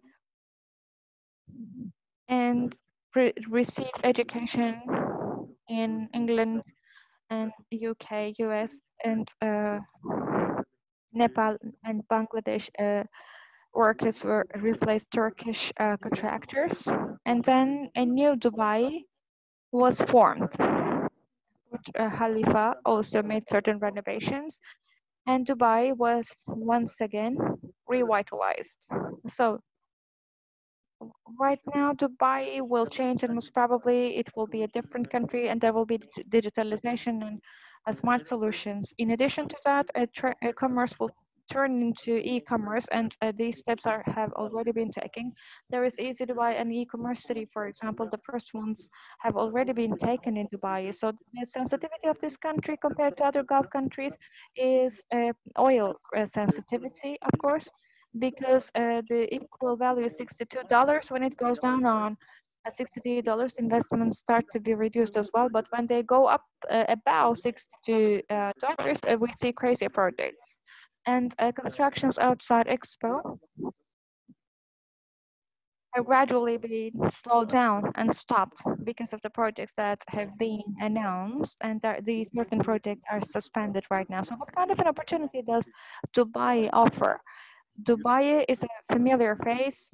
and familiar face of the Gulf region. So it is a hub as well, a meeting point in other points. We meet each other in expos and fairs, but in virtual media as well. A lot of companies are meeting, and they have the opportunity to meet in different marketplaces. So if we were in real settings as well, we could go to these marketplaces for the fair, expo as well. Let me give an information to companies. So 181 companies will have bilateral meetings of Africa from Nigeria, Antalya, Unis, Amazon, Apple Group, Aspark, Andre, and Carrefour, Eastern Mon, EBF, Gift, Index Holding, Ghibli, Jumia, Mama First, Mom's World, Noon, Oman Post, Sharab Egypt, Tamani, and a lot of companies, a lot of marketplaces are participated by regional and global players. In this sense, other companies will also be expected. So how do they look to us? As it is mentioned by all participants, they like Turkish products, they like Turkey, there is no problem. And as our Consulate General mentioned, the relations with Turkey are bad, but this does not mean that we will deteriorate. When you have a company in Abu Dhabi or Saudi Arabia, so you can't have it in other places. However, there is no obstacle in forming a company in the international hub. There is not discrimination whether you're Turkish or German or French, it doesn't matter. Otherwise, it wouldn't be an international hub. So there is positive perception towards Turkish products, and you need to register your brands in order to consolidate your brand images and your acceptance as well. So your products in e-commerce might be successful. However, there is definitely need for registration of these products so that your products are not implicated and your legal rights are not used. So there is no membership to Madrid Protocol. That's why registers in Turkey are not valid. So brand registration, trade registry is significantly necessary. Well, of course, oil prices are important, and if they go down, and it is dangerous. However, one of the things that we see is actually the initiatives in foreign policy, and they will be reflected on the flow in the international area, Dubai's operations. So what about the e-commerce in the Gulf? In 2020, $40 billion. And we anticipate that by 2020 it will grow about $40 billion. In 2016, sorry, in the next half, there will be a 60% of increase, sorry, 50% of increase, and this equals to $16 billion. In Saudi Arabia, it is a $7.7 billion, despite the fact that the population is very, very high. However, there is a 100% increase in Dubai and UAE. Dubai is the showroom and the marketplace of the Gulf, and Saudi Arabia is the marketplace of the Gulf. So here we see Amazon, and we see other marketplaces as well. We see apparel. All their connection is in a way in Saudi Arabia. They see Saudi Arabia as a management hub or office or headquarters. Jumia and Africa countries also participate in our panel as well. So on Egypt, through Egypt or Nigeria, they will have the opportunity to penetrate into Africa as well. So the increase in the world was 23%, and in this Middle East and East North Africa region, it was 25%. And during the course of the COVID, the increase was approximately 400, between 850%. So per person consumption annually was 160, $1,650 in 2019. So if we see that there are transactions per average, it is $2,900 this year in 2020. So this is 180 Turkish liras in Turkey per person consumption. So we say 180 Turkish dollars, but it is $145. You can anticipate the marketplace and its power by this comparison, and only 6% of the market is e-commerce. And when you add UK, US, and China, it will go up to 22%, so on and so forth. So there is a great potential here. And right now, all centers, all hubs, and all players and their rules are learned right now. And payments at the door or delivery is quite common. And during COVID, there was decrease as well. I just gathered these numbers around. The numbers in other presentations might be different, but right now, credit card or payment at the door is approximately 50% and 44%. So this is actually indicating certain kind of regression. However, in the future, maybe this rate of 55% or 45% will be reduced down to 50% in the future by changing certain habits. So our companies also always had certain hesitations when it comes to payments at deliveries, but we see marketplaces are changing. There are certain changing trends and payment systems must change in order to attract more players. And marketplaces are also providing certain opportunities to allow other players to come into the market as well. So we see cross-border trade, it's like 65% is now oriented towards e-commerce. So this is like something that I copied from Kamal. Maybe it was fastly mentioned. These are this is statistical information. Internet uses 50%, and here you can see the more the internet usage is increasing, e-trade, e-commerce is also increasing. Because of COVID-19, people have been under a lockdown at their home. That's why the internet connection has increased as well. Together with the healthcare issues, e-commerce has become a must-have in their lives. So how can we sell goods to this country? So this is something that I made myself. It is different. E-commerce, as a person who is far away from e-commerce, I learned it from two people, Ömer Arıkantisoft, CEO, and Ömer Natran, e-commerce, a person who is specialized in e-commerce as well. I learned from posts in LinkedIn, and then I learned about e-commerce. So now I have information to some extent. So why can't we achieve? Well, one of the limitations is the delivery time. There are also problems in logistics costs, and we don't know how to place products. And there are also certain challenges when it comes to collecting and payments. There were certain uncertainties, but right now, payment systems have started to be solved as well. So we were also hesitating about marketing costs. However, Mr. Hamdi provided some good explanation. Well, yes, in order to increase your market price, in a way, your marketing costs should be prioritized as well.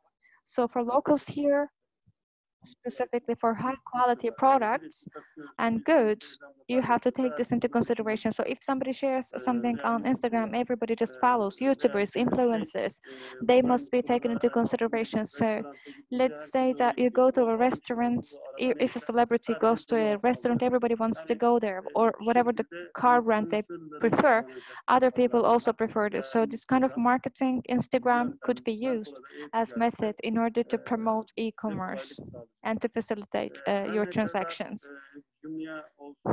We have Jumia, Amazon.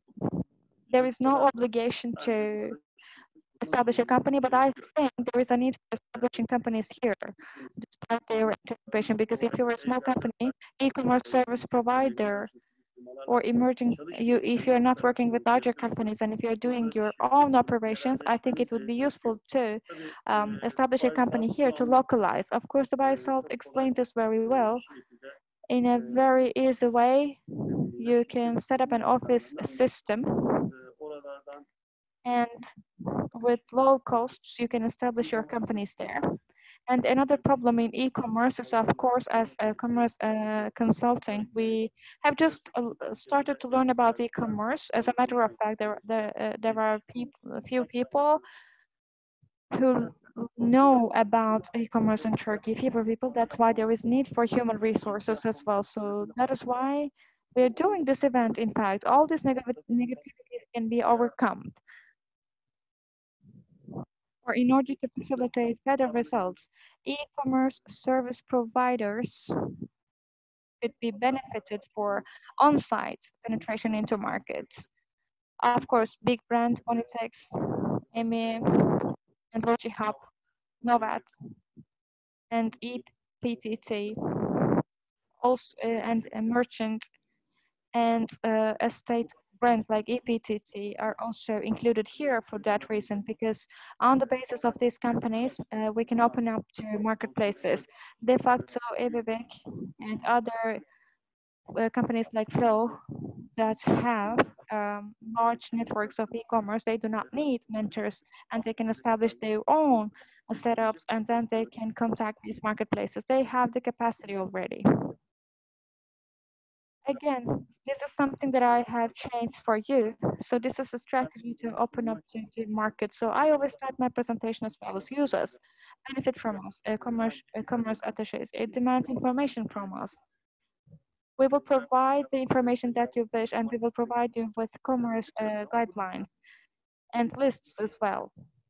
But of course, these lists are not by international research companies. They are not reports. They are based on your own demands. And if you need a more detailed research, please use Euromonitor or a Monitor or other countries, other companies like international research organizations. So what is important is actually you know what you want. What do you need to do in that market? And you have to clarify the answer of this question. If you find this question, if you find the answer to this question, then there might be certain special consulting firms that can help you to move forward. But if you have your own team, you can do it yourself as well.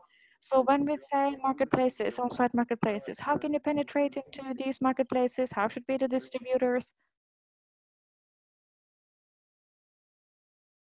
For retail chains, here we mentioned textile and confectionery. So there are four big groups: Landmark, Apparel, Azade Group, and Al Shara Group. Al Shara Group is in Kuwait, Kuwait Group. Azade Group is Lebanese. However, Emash purchased it, and Landmark belongs to United Arab Emirates. It's an Indian group. However, they usually provide their own grants, and they outsource their production.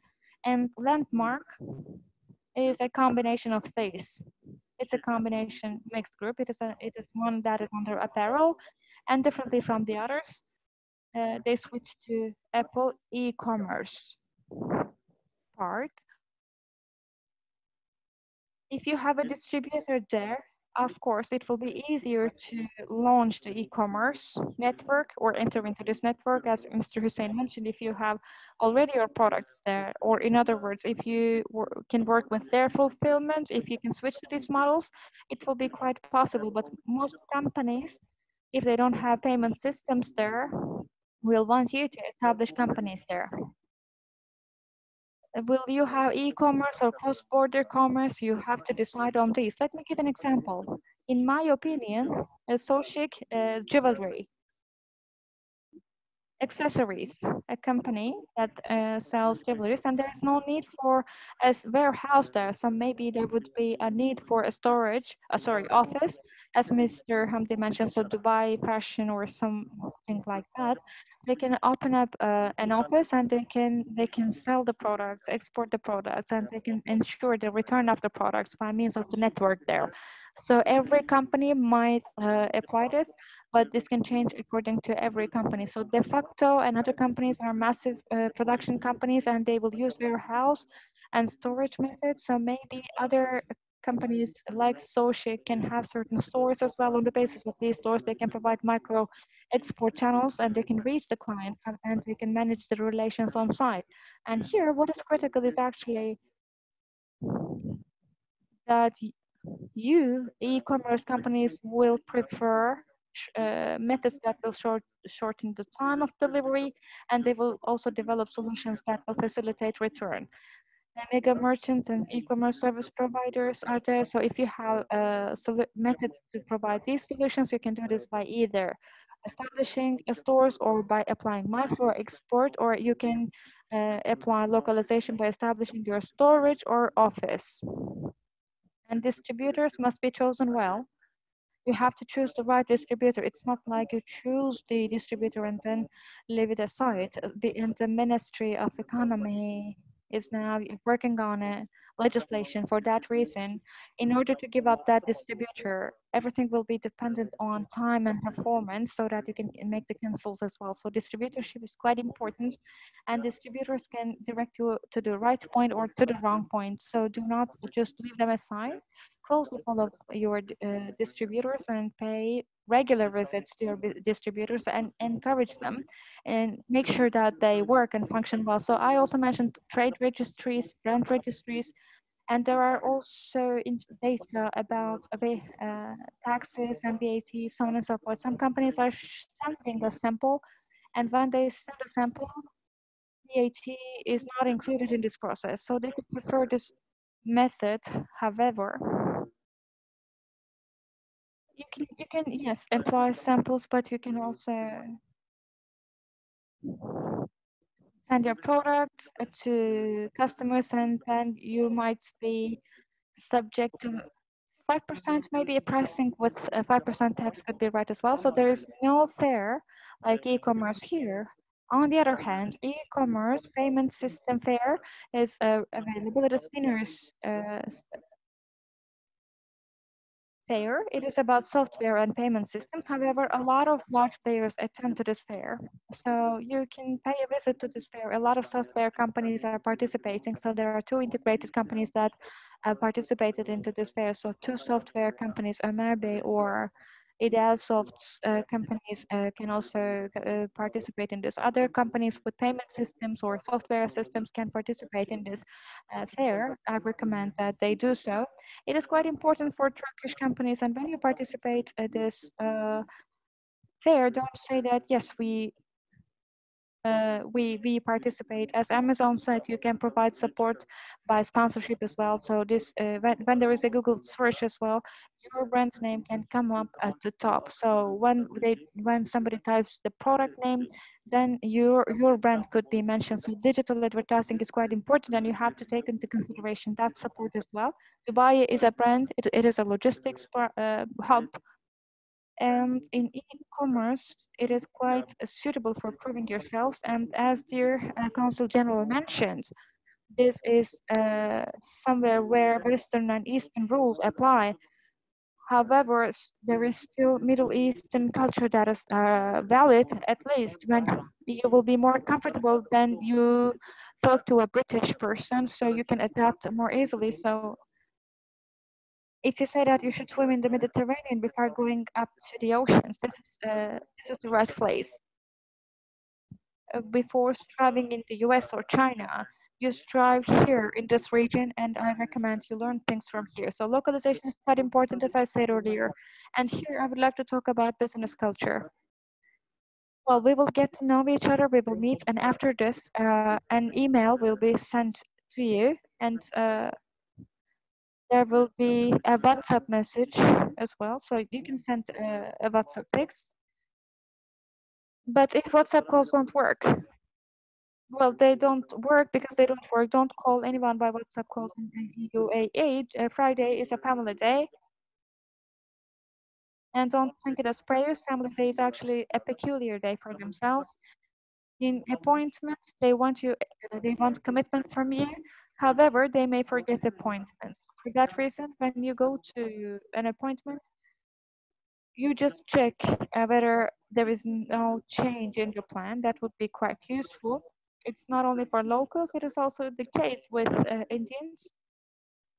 And while all Westerners go to a meeting, there might be a need for a reminder. They like us, and we can have culture. We have the common culture of Middle East, and we can have tea, so on and so forth. We have common features. In short time. Uh, Trust is important because there are so many investors that are disappointed. So do not actually try to gain profit in a shorter time. So you try to build trust and then you will have other gainings. Indian distributors are quite wide, and Lebanese are also wide as well, especially when we think about local companies and local families and family companies. Lebanese distributors are quite common. And there are business cards as well. And mobile phone numbers are not written on their business cards for that reason. ask for a mobile number from them. So they don't tend not to give their numbers, and especially WhatsApp works here. And then you are having Hubble Bubble, you just have your small businesses, and then there are larger places, there are local assemblies or meetings, and they convene and then they discuss larger businesses. And if you want to contact someone, LinkedIn is quite common there, and a lot of important companies are sharing their connects on LinkedIn. But there is also some rules to use LinkedIn because sometimes companies are making mistakes. They get the connect from for LinkedIn, and they try to sell goods like they have known each other for 40 years, but that's not the right approach. First of all, you should make yourself clear. You should introduce yourselves, and then you should kindly say that you want to share your information. I think it would be better to stay humble. So, should I talk about meetings, B2B meetings, Liliana, or?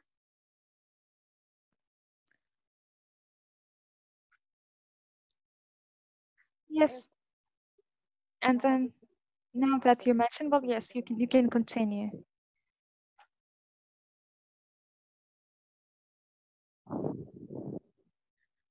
So I would want you to give information about B2B tomorrow.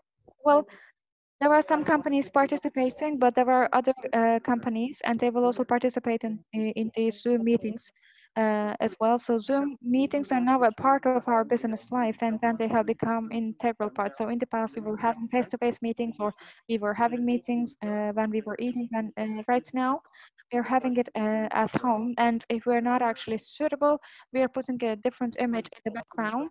It doesn't matter what we are wearing. We have our shorts and nice clothing on top, and then shorts underneath. Then we can use this platform very well. However, we have to use Zoom efficiently so that we can get good results. We have to analyze people and companies very well, because we should not ask them who are they. Once again, we have to act like we know the company. We should get raw data beforehand so that we can use these kinds of events very efficiently. So I do not want to prolong my words. Very short and briefly, we have to ask simple questions, short questions, and we have to provide short answers, and we have to provide clear presentations. Instead of 20, 30 slides, we have to have 5 slides in order to promote or introduce our product, and we can communicate certain messages by certain sharp visuals. Internet connection is about your internet connection. So when there is a loss of connection, you should have a hotspot with your mobile internet connection. You can immediately switch when there is a problem with Wi-Fi, and you can just hold on until you fix the problem.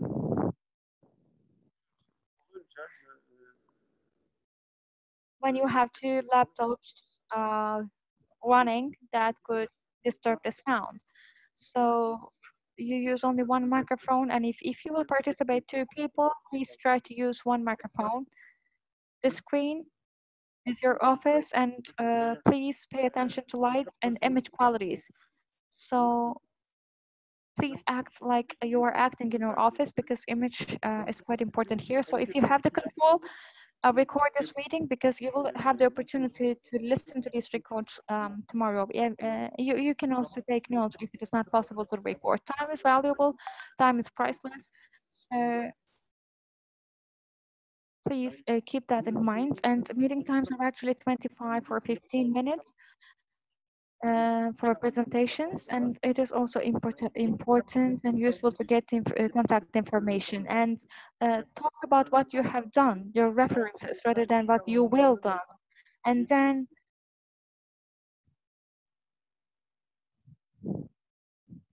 first of all, mention your references and be convincing, and then they can say, for example, we can do this.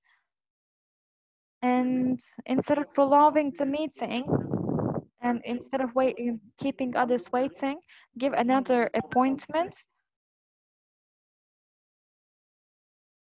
and get the contacts beforehand. And rather than interpreters, if you have an employee who knows the terminology, and the two interpreters are interpreting very well, but for the last 2 days, they are not providing the sufficient efficiency. That is why if there is an employee with the necessary knowledge of terminology, please receive help from this company employee of yours. I recommend this instead of interpreters. And in important meetings, there must be definitely senior management responsible. And you will see logistics companies and you are more or less informative about this. And you can also meet your needs, like eating and drinking in the meantime as well. Please do the planning accordingly. And you were imagine that you were in a meeting room, so please do not leave this virtual meeting room immediately as well. So please do not leave the Zoom room like that. And there will be the opening a meeting in the morning as well. So we definitely want you to participate in this meeting, and please take a screenshot and please try to make clear your differentiation and provide certain statistics, and please answer questions in your minds and provide clear answers. And that's all I have to say. Thank you very much, Hassan Bey. I would like to thank you and Mr. Hamdi and all the panelists. And we are actually closing this session, and this is actually the closure of all the webinars of today. It has been approximately 5.5 hours. It has been an informative webinar, and we have successfully completed this webinar. So thank you very much for staying this long time. And there were a lot of participants, and it was quite an interesting webinar series. And in 3 different sessions, we had 10 valuable panelists. We hosted these panelists, and I would like to say their names because it is quite important. Tariq Baji, Director of Business Development, E-Commerce Zone, Dubai Logistic District. Rabil Halaf, Global Director, E-Commerce Aramix. Kamal Kota, General Manager, Sixth Street Apparel Group. And in the second session, from Amazon, Mary Gobia, Director of Marketplace, and Varu Sharma, Head of Sales. Ehab Al-Dissi, CEO of Arsal Oman Coast, and Aporva Kumar, CEO, Jumia Global Business. And in the final section, Jules Hassanbe, our commerce attaché, and Hussein Errol, in representation of Noon, Hamdi Kilar Cholo, Gasco platform. So these were all valuable panelists. And what kept all them all together, it was one of the rare informative seminars, and I witnessed the first one of these seminars. In fact, so first of all, I would like to thank you as to Commerce Attaché for today and tomorrow. I hope everything will go smoothly tomorrow. There will be B2Bs tomorrow, and there will be informative, and I would like to thank you for this informative seminars organization. Cordially, many thanks. I would like to thank dear Arso Artisan for moderating Alpar Chilang, not only a moderator at the same time the organizer. He provided us with great support. I'd like to extend my deepest thanks. I would like to thank all the technical infrastructure together with the interpreters Ikra Global. And I would like to extend thanks to them as well.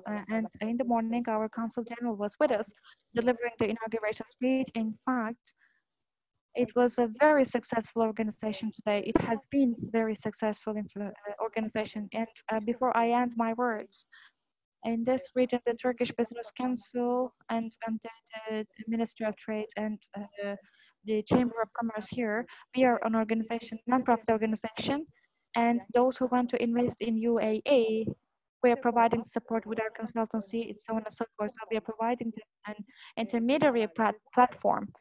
And together with the Turkish companies, we are serving as a bridge, and we sustain this as one of our missions.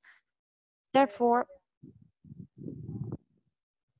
we are here. If you need anything, any support, please contact us at our office. And Hassan Bey, would you like to say anything?